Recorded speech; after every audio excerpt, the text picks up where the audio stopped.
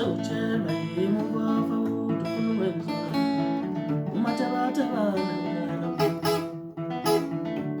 lemfana uyama yengela maka awuyona ingozi. Sanibona bafethu uRodesha lo uMroza Fakude.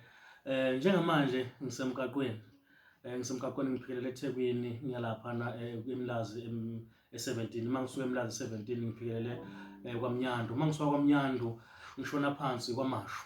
Mangisuka kwaMashu ngiya eworkshop. Mangiphuma eworkshop ngilibangise emuva eGoli. Ngibonga bonke abathandi bomculo kaMaskandi abasupport umculo kaMroza. Ngibonga abaphathi bami engibambisane nabo. Ngibonga nabafethu abangasebenza nami njengoMroza Fakude.